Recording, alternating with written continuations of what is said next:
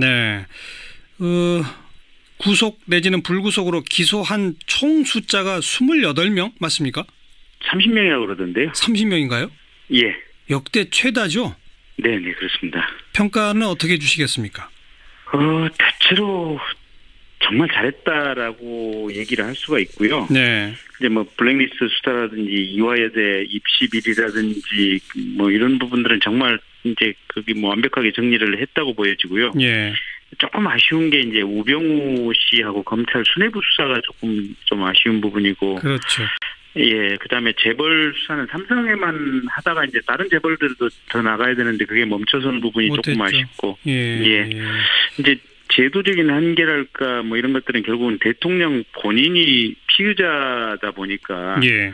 대통령에 대한 대면 조사라든지 청와대 압수수색 또 세월호 7시간 이런 부분은 사실은 뭐 거의 그냥 불가능에 가깝게 된 그랬죠. 상황이어서 예. 그런 부분은 좀 아쉬운데 어쨌든 특검이 가능한 범위 내에서는 정말로 잘했다라고 평가를 드리고 싶습니다. 아쉽다고 지적한 거 하나하나 여쭤볼게요. 네. 애초에는 박근혜 대통령을 조건부 기소 중지한다라고 알려졌었는데 그렇게 네. 안 하고 그냥 형사 입건만 해서 검찰에 이첩하기로 했는데 이건 어떤 차이가 있는 겁니까?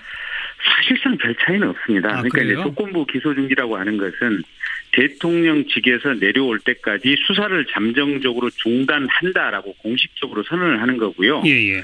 피의자로 입건을 해서 다만 이제 시한부 기소 중지를 안 하고 검찰로 넘기는 것은 그냥 대통령에 대해서 잠정적인 수사 가능 상태로 그냥 그대로 넘기겠다 이런 입장입니다. 아하. 그래서 이제 실질적인 차이는 전혀 없고요. 예. 이제 특검 내부적으로도 시한부 기소 중지를 하게 되면 이제 기소 중지 결정문에 대통령에 대해서 이러이러한 증거관계를 종합할 때 대통령이 피의자로 입건되는 것이 타당하고 혐의가 인정될 가능성이 높다라고 이제 공식적으로 공문서로 못을 박아두는 거거든요. 네네.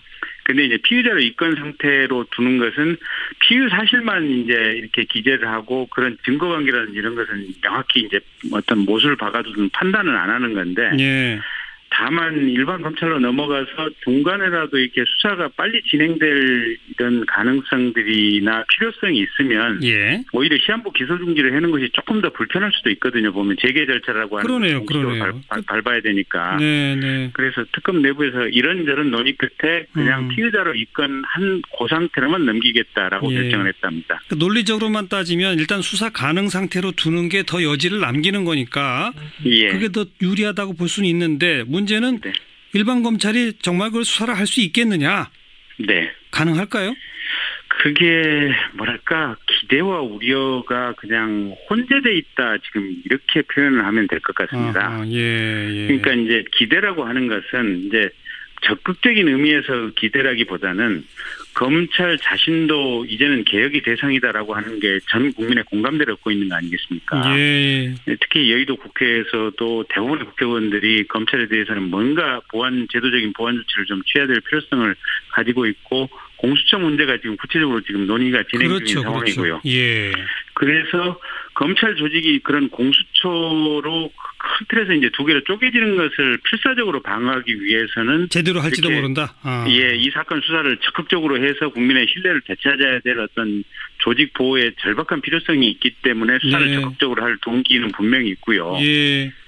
근데 반면에 이제 우려는 여전히 이제 검찰 수뇌부나 상층부가 박근혜 대통령에 의해서 임명된 사람들이고 또 우병우 차단이 일부가 지금 포함이 돼 있거든요. 그렇죠.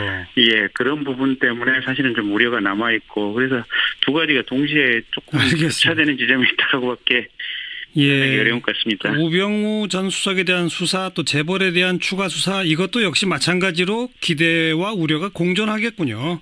근데 재벌 수사는 제가 볼 때는 조금 좀 탄력을 받을 것 같아요. 이건 검찰 내부 문제가 아니기 때문에.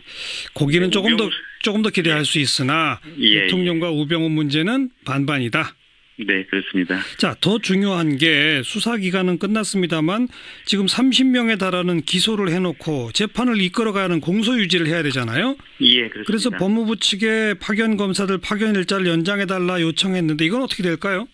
그건 법무부가 당연히 해줄 수밖에 없습니다. 그러니까 특별검사법 6조 1항 1호를 보면 특별검사의 직무 범위에 대해서 이렇게 규정을 하고 있습니다. 이제 쭉 특검 수사의 대상이 되는 사건에 관한 수사 공소 제기 및 공소 유지 이렇게 공소 유지라는 표현을 분명히 넣어놨거든요. 예.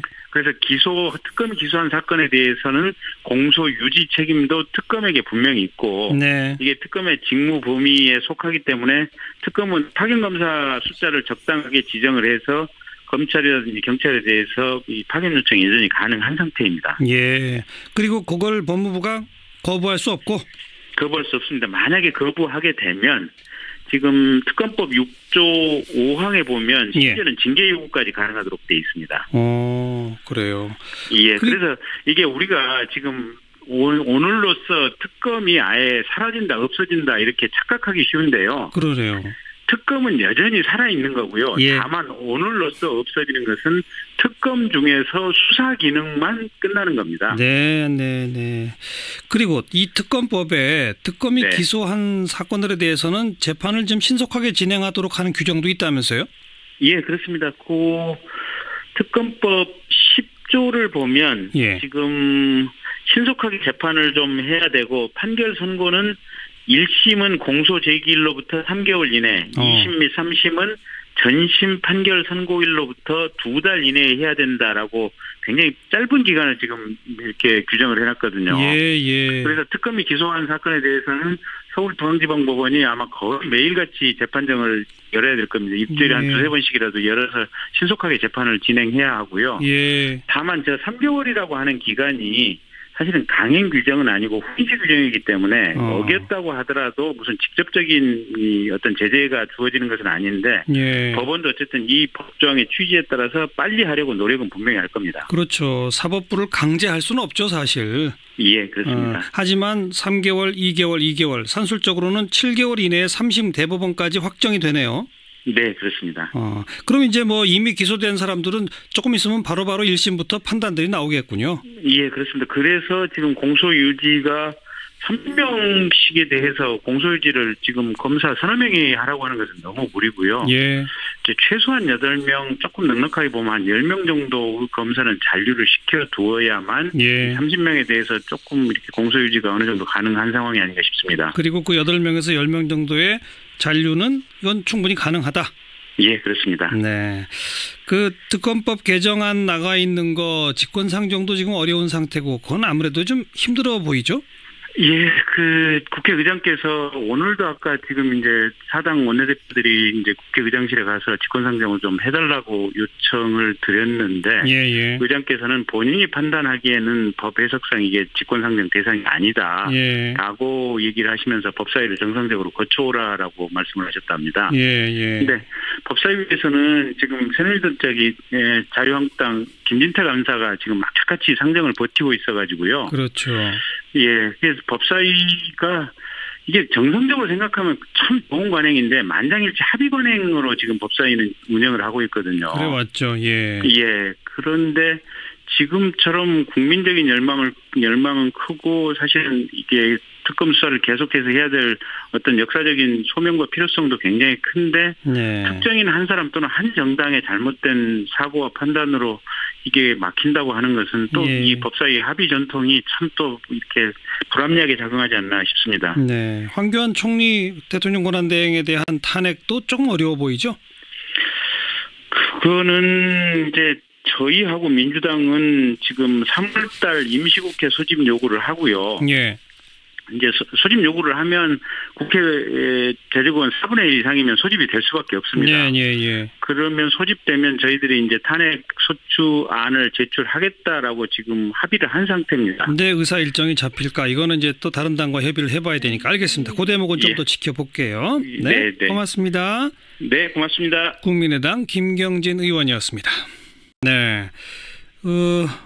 구속 내지는 불구속으로 기소한 총 숫자가 28명 맞습니까? 30명이라고 그러던데요. 30명인가요? 예. 역대 최다죠? 네, 그렇습니다. 평가는 어떻게 주시겠습니까?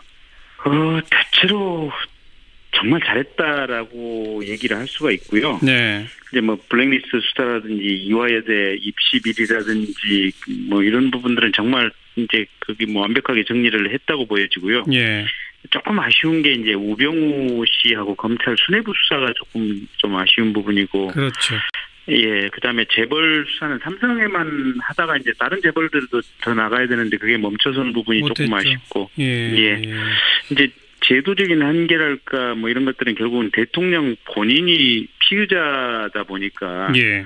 대통령에 대한 대면 조사라든지 청와대 압수수색 또 세월호 7시간 이런 부분은 사실은 뭐 거의 그냥 불가능에 가깝게 된 그랬죠. 상황이어서 예. 그런 부분은 좀 아쉬운데 어쨌든 특검이 가능한 범위 내에서는 정말로 잘했다라고 평가를 드리고 싶습니다. 그 아쉽다고 지적한 거 하나하나 여쭤볼게요. 네. 애초에는 박근혜 대통령을 조건부 기소 중지한다라고 알려졌었는데 그렇게 네. 안 하고 그냥 형사 입건만 해서 검찰에 이첩하기로 했는데 이건 어떤 차이가 있는 겁니까? 사실상 별 차이는 없습니다. 그러니까 이제 조건부 기소 중지라고 하는 것은 대통령직에서 내려올 때까지 수사를 잠정적으로 중단한다라고 공식적으로 선을 들어가는 공소 유지를 해야 되잖아요. 예, 그렇습니다. 그래서 법무부 측에 파견 검사들 파견 일자를 연장해달라 요청했는데 이건 어떻게 될까요? 그건 법무부가 당연히 해줄 수밖에 없습니다. 그러니까 특별검사법 6조 1항 1호를 보면 예. 특별검사의 직무 범위에 대해서 이렇게 규정을 하고 있습니다. 이제 쭉 특검 수사의 대상이 되는 사건에 관한 수사 공소 제기 및 공소 유지 이렇게 공소 유지라는 표현을 분명히 넣어놨거든요. 예. 그래서 특검이 기소한 사건에 대해서는 공소 유지 책임도 특검에게 분명히 있고 네. 이게 특검의 직무 범위에 속하기 때문에 특검은 파견검사 숫자를 적당하게 지정을 해서 검찰이라든지 경찰에 대해서 이 파견 요청이 여전히 가능한 상태입니다. 예. 그리고 그걸 법무부가 거부할 수 없고? 거부할 수 없습니다. 만약에 거부하게 되면 지금 특검법 6조 5항에 보면 심지어는 징계 요구까지 가능하도록 돼 있습니다. 그래요. 예, 그래서 이게 우리가 지금 오늘로써 특검이 아예 사라진다, 없어진다 이렇게 착각하기 쉬운데요. 그러네요. 특검은 여전히 살아있는 거고요. 예. 다만 오늘로써 없어지는 것은 특검 중에서 수사 기능만 끝나는 겁니다. 네. 그리고 이 특검법에 특검이 기소한 사건들에 대해서는 재판을 좀 신속하게 진행하도록 하는 규정도 있다면서요? 예, 그렇습니다. 특검법 기대라고 하는 것은 이제 적극적인 의미에서 기대라기보다는 검찰 자신도 이제는 개혁의 대상이다라고 하는 게 전 국민의 공감대를 얻고 있는 거 아니겠습니까? 예. 특히 여의도 국회에서도 대부분의 국회의원들이 검찰에 대해서는 뭔가 제도적인 보완 조치를 좀 취해야 될 필요성을 가지고 있고 공수처 문제가 지금 구체적으로 지금 논의가 진행 중인 상황이고요. 예. 그래서 검찰 조직이 그런 공수처로 큰 틀에서 이제 두 개로 쪼개지는 것을 필사적으로 방어하기 위해서는 제대로 할지도 모른다. 예, 이 사건 수사를 적극적으로 해서 국민의 신뢰를 되찾아야 될 어떤 조직 보호에 절박한 필요성이 있기 때문에 수사를 적극적으로 할 동기는 분명히 있고요. 예. 반면에 이제 우려는 여전히 이제 검찰 수뇌부나 상층부가 박근혜 대통령에 의해서 임명된 사람들이고 또 우병우 사단이 일부가 지금 포함이 돼 있거든요. 그렇죠. 예, 그런 부분 때문에 사실은 좀 우려가 남아 있고 그래서 두 가지가 동시에 조금 교차되는 지점이 있다고밖에 어려운 것 같습니다. 우병우 전 수석에 대한 수사 또 재벌에 대한 추가 수사 이것도 역시 마찬가지로 기대와 우려가 공존하겠군요. 근데 재벌 수사는 제가 볼 때는 조금 좀 탄력을 받을 것 같아요. 이건 검찰 내부 문제가 아니기 때문에. 예. 거기는 조금 더 기대할 수 있으나 대통령과 우병우 문제는 반반이다. 네, 그렇습니다. 자, 더 중요한 게 수사 기간은 끝났습니다만 지금 30명에 달하는 기소를 해놓고 재판을 조를 보면 지금 신속하게 재판을 좀 해야 되고 판결 선고는 1심은 공소 제기일로부터 3개월 이내, 2심 및 3심은 전심 판결 선고일로부터 2달 이내에 해야 된다라고 굉장히 짧은 기간을 지금 이렇게 규정을 해놨거든요. 그래서 특검이 기소한 사건에 대해서는 서울중앙지방법원이 아마 거의 매일같이 재판정을 열어야 될 겁니다. 일주일에 한 두세 번씩이라도 열어서 신속하게 재판을 진행해야 하고요.